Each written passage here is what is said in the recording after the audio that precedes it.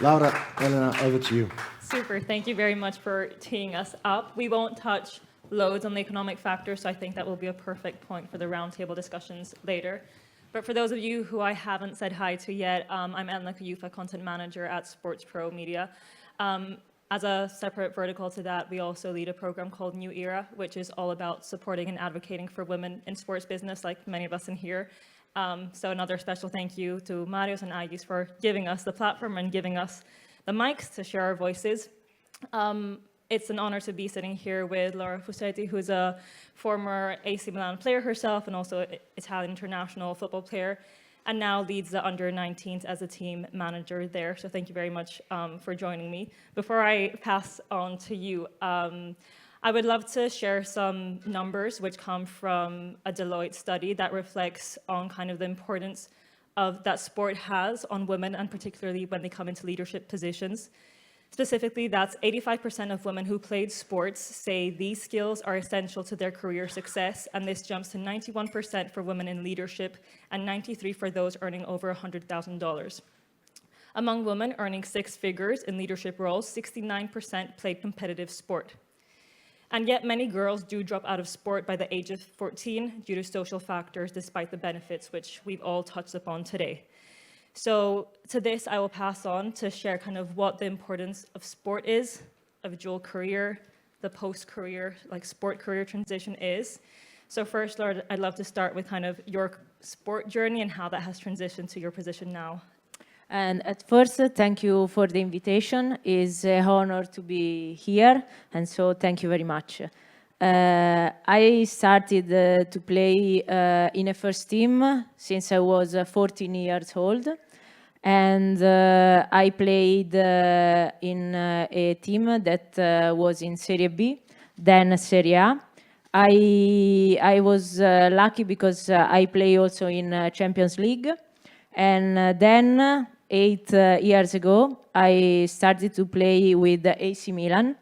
And I was a part of the history of AC Milan Women since the first day. So I think it was very important to me.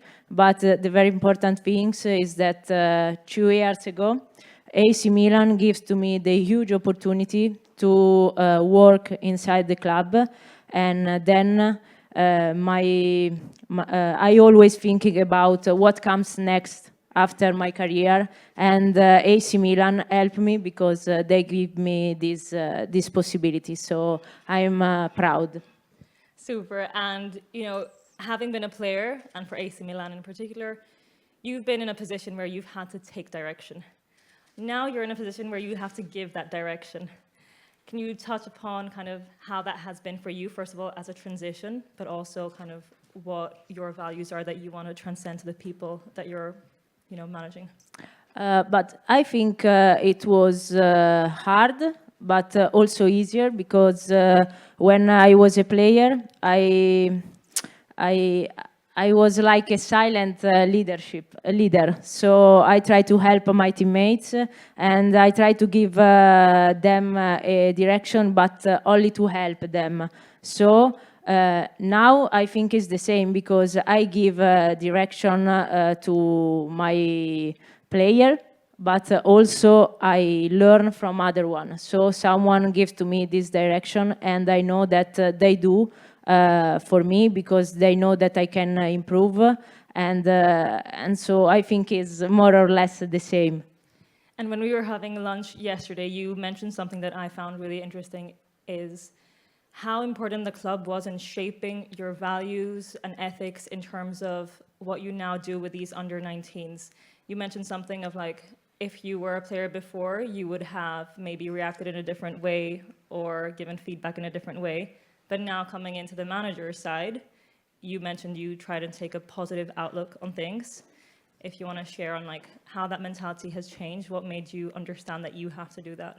Yes, because our club wants that we have to teach a young player, not only in football, but also in life. So I have to try the best way to say something for the player and to help them. So I think we have to be always positive because only in this way we can find a very good player on the future, especially a very good woman. And has the club ever offered kind of training in terms of you getting to that level, understanding those things, or was it primarily self-reflection, or maybe even the values that the club has integrated in you for the time that you were there? But I think I can say with one word, we call Milanism, so the culture of Milan. And I think I was lucky because during my career in AC Milan, I always see and I can feel in the air like the club wants that we do. Because we always know, player and all the other people that work in AC Milan know that we have to represent AC Milan like a player, so on the pitch, but especially outside the pitch. So it's like they teach me all the time, but without saying too many words. And in terms of the dual career component, you had quite a smooth transition. You did your playing career, you then had that offer, which was great. But for many, that is not the reality. There are two sides to, actually three I'll add. There's a mandatory dual career that it was mentioned before, that there's athletes out there where sport cannot be their primary source of income. They have to have another job on the side. So if we start on that, how is it that the club has to support them? In what way? Mentally, financially? Like, what is the job of the club to help, first of all, get to a point that women don't have to have a side job? I think that for our club is important that players go to school, have an education, and when I started to think about my end of career, they help me, and also our federation has a lot of course that you can do during your career. So there are like a problem called dual career, and so 4 years ago I did a team manager course, and then the last year of my career I had the sport director course, and so I was prepared. So I think in this way is in Italy we are lucky because we are thinking about what comes next. And I think that it's also important the mentality. And in our club there are a lot of people that work in a psychological area, so they can help everyone, the player, and also people that work in AC Milan, because I think mentality is important in the sport, but also in the life. And then comes the other side of dual career, which is the unexpected end of a professional sporting career. We heard some outstanding stats, which, you know, the increase of injury rate. There were some striking numbers in terms of under 21s, which I think were potentially for men's teams, but I assume that for women's teams, they are still quite high. How do, you know, athletes prepare, first of all, psychologically, in terms of what the athlete identity is? Because for many athletes, you are an athlete. That is your identity. So when that finish line comes abruptly, what is next? Like, how does the club actually help to ensure that you are more than just an athlete and that you're prepared for that next step? It's hard because, for example, when I understand that maybe my career arrived at the end, I was afraid because I always play. So I have to find a solution to start, especially a new role, but in football, because I think a player loves football and play, so it's hard to change. And I think we need more support, like in system, but especially I think the clubs can educate the player and prepare them in this moment, because you know, you can have injured, but also I don't have a so bad injured, but my career is ended when I was 33 years old, so it's early. And so I think they have to prepare, so they have to educate player. And obviously you are working with an age group, which I will say is quite a sensitive one. there's a lot that they go through. Puberty, school, what's next in terms of professional career, like nothing is guaranteed for you. Is there anything that is a key priority for you in terms of, you know, instilling that confidence in them to be more than just an athlete? Of course, I know your philosophy is competition, sport, performance, but having come into this role, are you trying in any way to kind of prioritize that? But I think my career helps me also in this case because I had the credibility, because all the player, all the under 19 player know me like a player, because especially in AC Milan wants that all the youth sector, women and men, follow the first team, men and women. So every young player know our first team player, and so I have this credibility, and it helped a lot me. But maybe my career helped me because I can anticipate their what they need, and I think I was a young player, so for me it's easier. Maybe it's harder for them to understand what I try to tell them. And going back to the stats that I mentioned earlier in terms of the impact that sport has on professional careers later, are there any skills that you think you've developed through sport that have put you in a great position to be in this position right now, but later on in another one for people who have that background in sports? What are the skills that they have adapted which maybe make them stand out from the rest? But I think we can speak about soft skills. I think I learned a lot during my career, because I think sport can help you not only in the sport but also in life, because I learned a lot. I learned like to be resilient, to be smarter, to have problem solving, leadership, mentality. I think player has more soft skills than other people, because you have to learn fast. You are young. You are maybe 14, 15, and you have to learn how you can have a problem solving. So this situation is not good. I have to change. So in this way, it's better, but you have to learn all the other things. For example, organization, or I don't know, like administration, marketing, and something like this. And I think an interesting part of professional sport, for those who have reached a high level of performance, you typically have someone who represents you, who negotiates your deals for you. And I think that's an interesting component of when you come into the professional workspace, it's your time to negotiate for you. It's your time to set those expectations, to negotiate your salaries and all sorts. How has that been for you in terms of navigating it?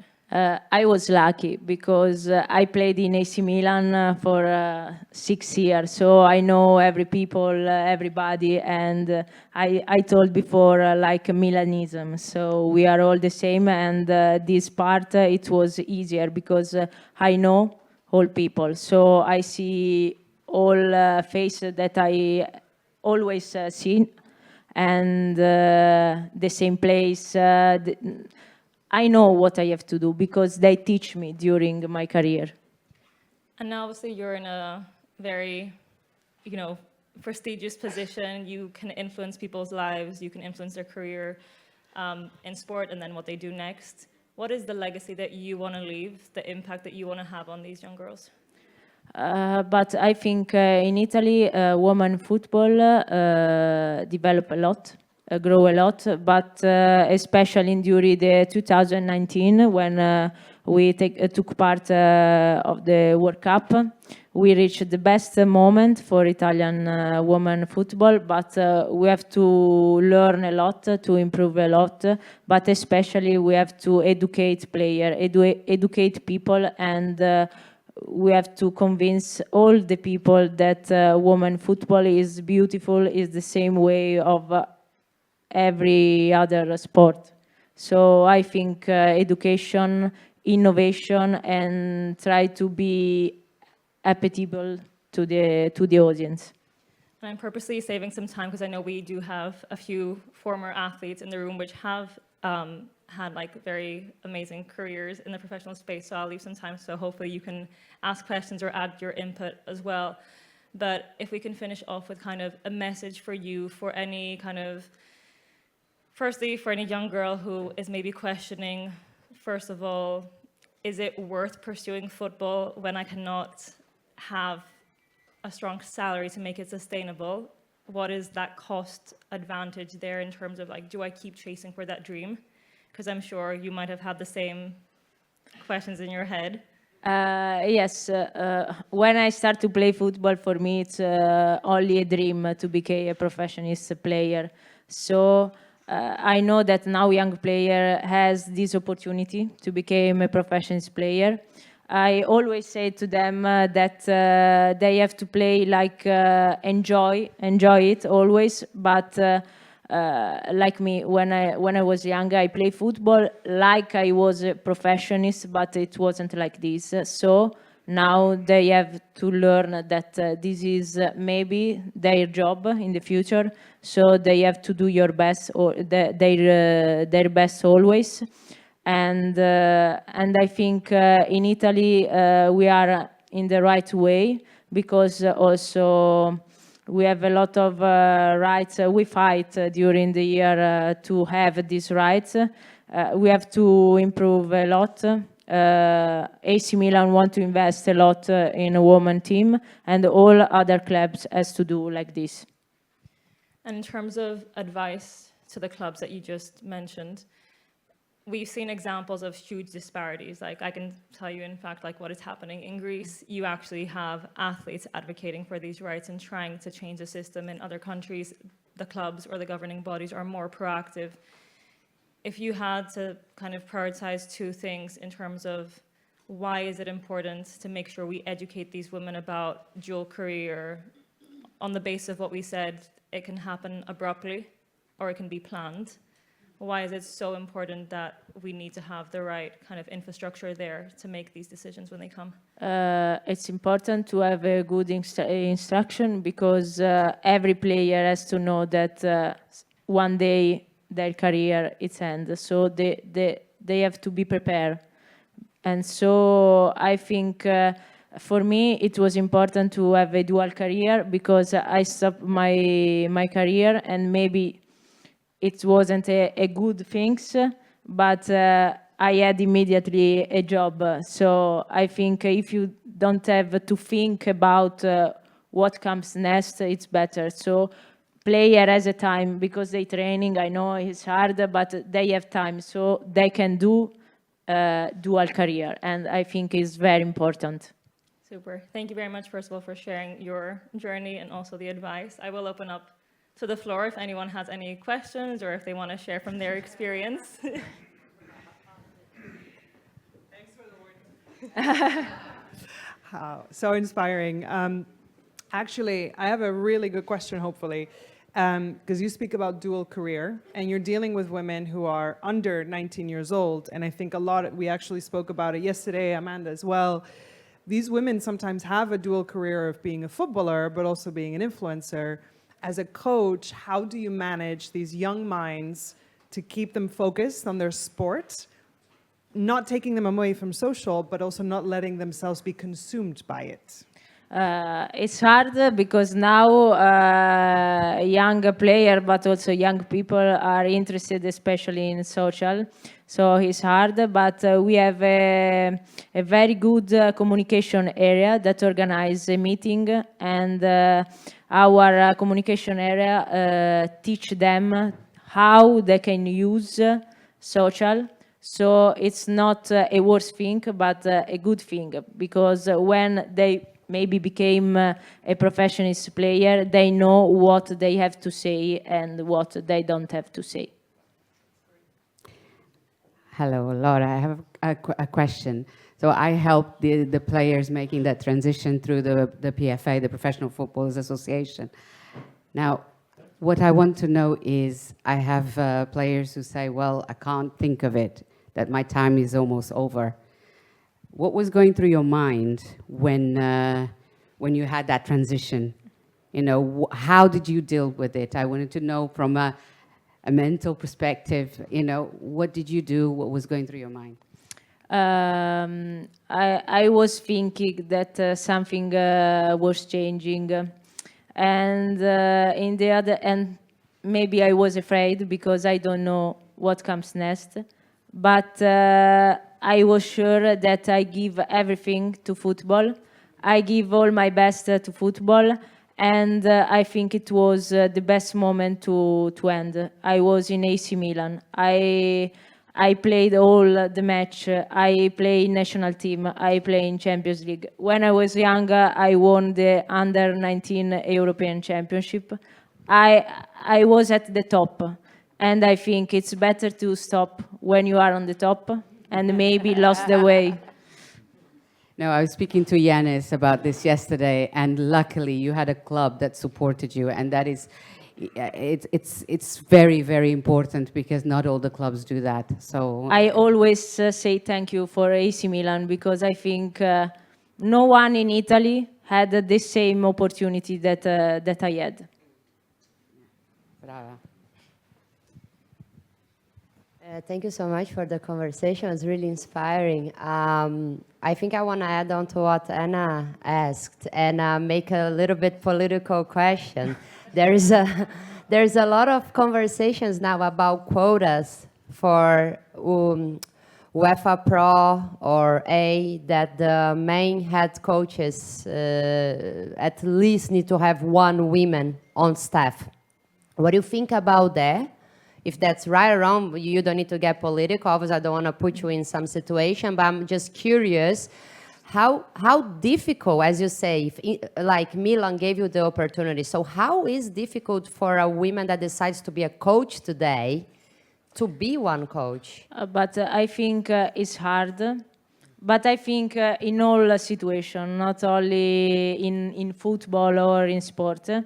So maybe sometimes it's like correlated on culture.